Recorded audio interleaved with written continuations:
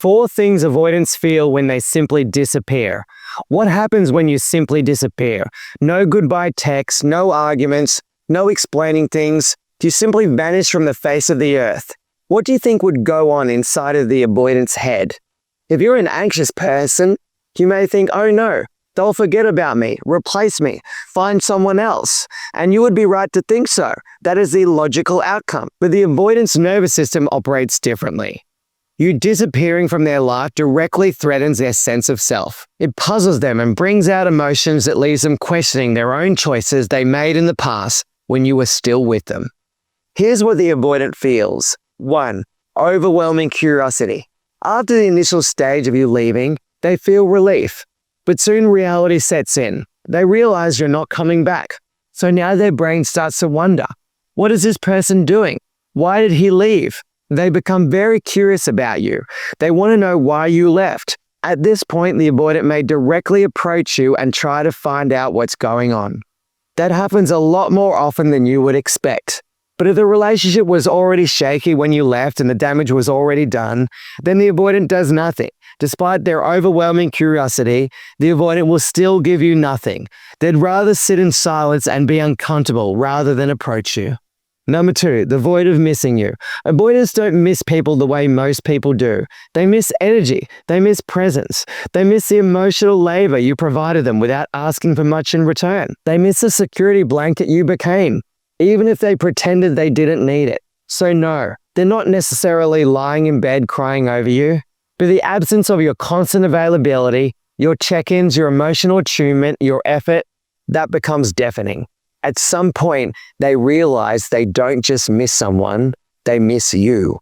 They miss your emotional generosity, your softness, your patience, your belief in them even when they gave you very little in return. But here's the tragic part. They won't say it because saying it means acknowledging they had something valuable and let it go.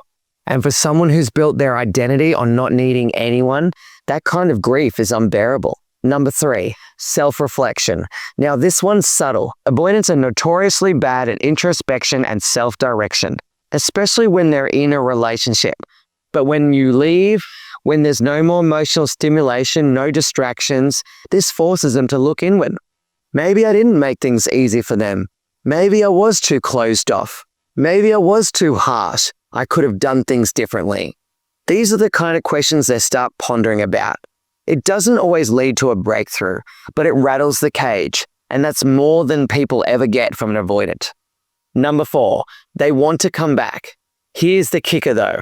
At some point they do want to come back, but not because they've suddenly healed, not because they've read 5 books on attachment theory and gone to therapy or watched our videos, but because your absence feels safer than your presence ever did. Now that you're gone, they can idolize you. Now that you're silent, you're no longer a threat to their independence.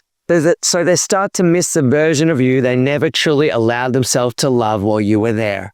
But most of the time they don't follow through, because in order to come back, they'd have to confront their own emotional paralysis. They'd have to explain why they disappeared. They'd have to risk rejection. And that kind of emotional exposure is what they fear more than losing you in the first place. It's sad, I know. So they stay stuck, half missing you, half pretending they don't, longing for connection but terrified of closeness. And that's the heartbreak of the avoidant attachment style. They often realize what they lost only when it feels safe to want it, which is almost always after it's gone.